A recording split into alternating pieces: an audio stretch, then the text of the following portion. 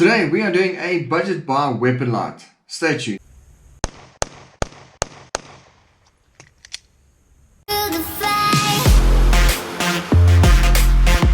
How's it going, guys? Welcome back to Quentin's and the Gun Guy. Today we're doing a budget friendly weapon mounted light. So this is from Trustfire. This was sent to me by Torch SA in South Africa. So thanks so much for Henry Beeman for always supporting the channel. I do appreciate it so much.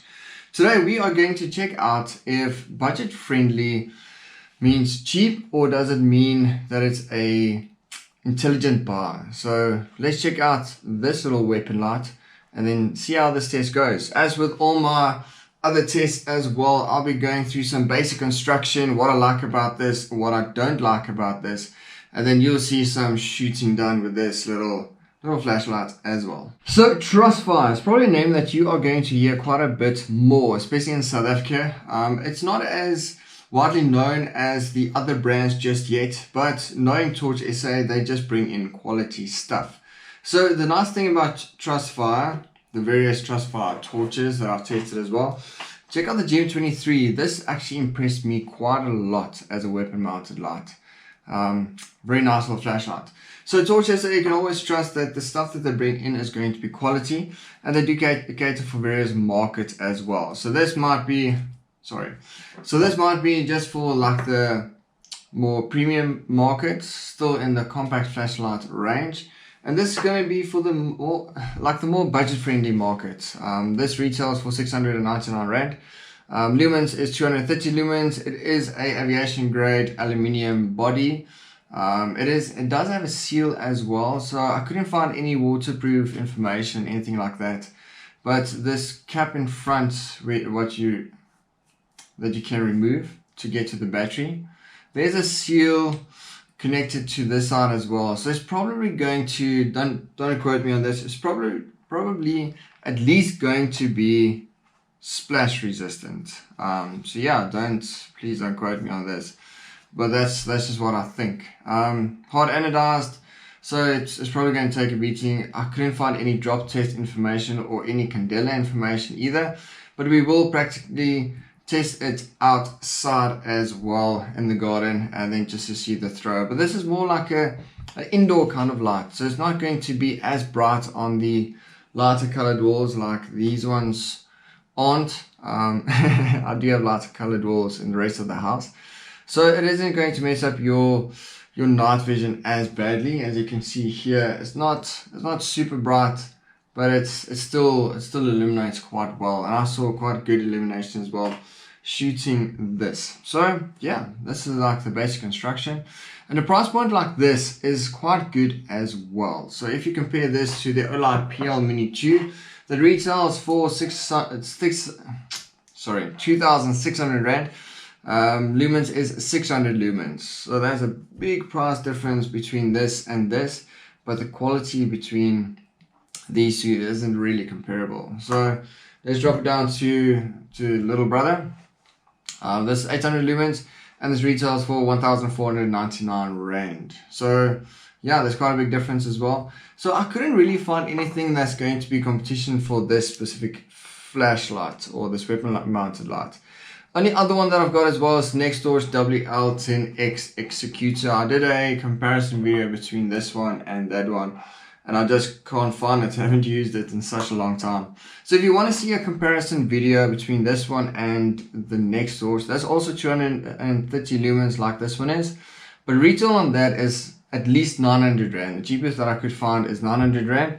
The most expensive was 1,100. So yeah, it's still far below that price range, but on the next doors it had quite a good hotspot for identification purposes. So I think it's going to be an interesting testing out the 230 lumens. If you want to see that test, hit me up in the comment section. So this has a Cree LED inside, as you expect with all other quality torches as well. Beam distance, they say 50 to 80 meters, which is probably slightly adventurous, but we'll see how it performs out to 40 meters outside. Unfortunately, my garden isn't 80 meters long, but 40 should give us a good idea. And it's ambidextrous actuating, so there's two buttons to the side of this little flashlight. So either one you can press and it's going to activate this flashlight. There's only one setting, it's on and off. It's just maximum output. And it has a CR123 battery, so it's fairly common, so it is quite easy to replace. CR123A, sorry. It is quite easy to replace, but this is lasting actually quite well, and it's not rechargeable, so you need to buy extra batteries for this. So yeah, got a solid feeling little flashlight. This doesn't have like the normal lever that secures it to your firearm. I've got the Glock, so this just slides over. So on the rail there, you just slide it over, push down the front little notch, and then it clicks in. So that's this little flashlight secured. So there is, if you can hear that, there's a bit of play, so it's not too bad. But yeah, if you want to take it off, you just pull down these two tabs and then pull it off. Same thing with a Picatinny rail as well. So here's my AR. Firearm is safe and clear, no mag.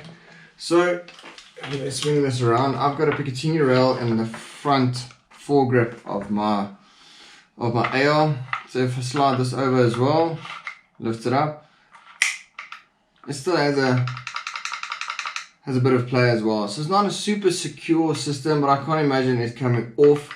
So it's not going to come off, but there is going to be a bit of play. So I would have liked if you can maybe thicken this little tab that slides into the rail a bit, or if you can just maybe secure it somehow. I would have liked it as well, like the other more expensive versions.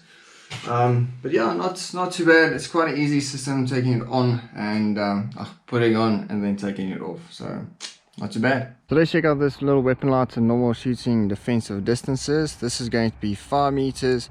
As you can see, that's a very nice hotspot, not too bad. So yeah, that's 5 meters. Moving out, that's going to be 15 meters to the tree there. That's 15 meters. Beyond that, that's about 20-25 meters. That's that wall. It's closer to about 20 meters. Next up, stretching this little weapon light a bit further to that wall there. You can just closely identify it. That's going to be 30 meters. Doesn't show up quite nicely on the camera, but you can identify it very easily in person. So that was the flashlight outside. I think that went rather well. I was actually quite surprised with this little flashlight making good light like that. Very nice, and I was able to see quite well up into 30 meters to identify a target and probably be easily to engage the target as well. So let's check out the controls. My firearm is still safe, like I showed you guys. So activating it, you can either do it with the thumb supporting hand, or you can do it with the index finger of your dominant hand. Quite easy. So this is a very basic torch. So is basic a bad thing? I don't think it is. In a defensive scenario, you want it as basic as possible, because body goes into fight or flight mode, the brain doesn't process as it should. So if you have something basic like this, it's still probably going to do the job. So the less you need to think about, or the less that you need to process, the better. So would I recommend this for everyday carry? I'm not too sure. I think this still needs to be proven, and I don't like the rattling. It is nice and compact, sort of, except for these tabs on the outside. So they are quite wide there. So I think for any holster manufacturer, this is going to be a nightmare to make a holster for. Just because it widens that firearm quite a bit. So holster wise, it's probably not going to be the best option. The thing is with this is the same with the next torch as well. That was way too bulky. So if you are someone that doesn't like carrying a weapon mounted light the whole day, compact size isn't going to be really a thing that you are going to consider. So if you're one of those guys that gets home and then puts on the weapon mounted light, or puts it on just as they go to bed, then this is probably the torch for you. You don't need something that's going to take a hell of a lot of abuse and with a big name behind it. You just want something to illuminate if you ever need to use this to illuminate a target for defensive purposes. This is also nice for anyone that does maybe a bit of airsoft, if you want to play around with weapon mounted lights, something that's not going to set you back quite a bit of money, that's going to be economical for you to just practice doing your airsoft stuff. I don't know what you guys do. I like to play with real firearms, but yeah, this is, I think, quite a few options if you want something that isn't going to break the bank, but it's still going to illuminate what you want illuminated. So as you've seen through the test that I've mentioned, the things that I don't like is the wide tabs for taking off the mount. It is very nice to activate it. It's not so nice for widening your pistol. Other thing is that it doesn't secure tightly. What I mean is that it secures solid there, but there's a bit of movement. That's one other thing that I don't like. Otherwise, this is a very solid light, and I think it is very good value for money. There's always a fine line between going budget and then going cheap. So this doesn't feel cheap at all. It does still feel like quality parts, as we've come to expect from the Trustfire brand.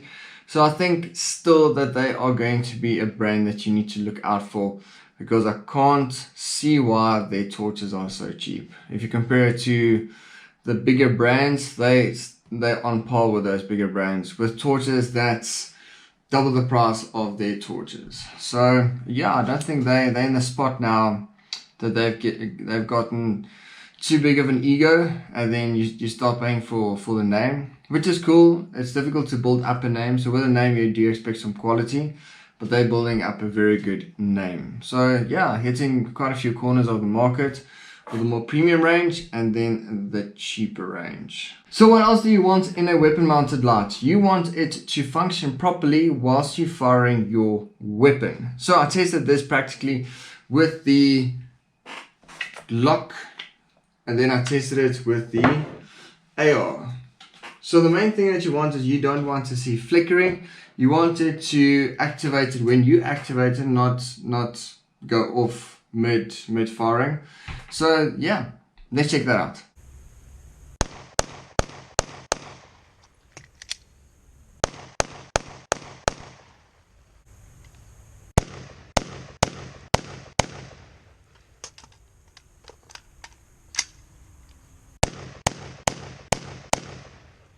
As you can see, this passed the test with flying colors, and that's a pass for me. If it doesn't flicker and it doesn't go off unexpectedly or go on unexpectedly whilst it's taking recoil, then that's what you want in a weapon mounted light. So this ticks all the boxes for approval, but yeah, if you want something a bit better, go for the GM23. If you want something more budget friendly, go for this one. This is the G03S Trustfire.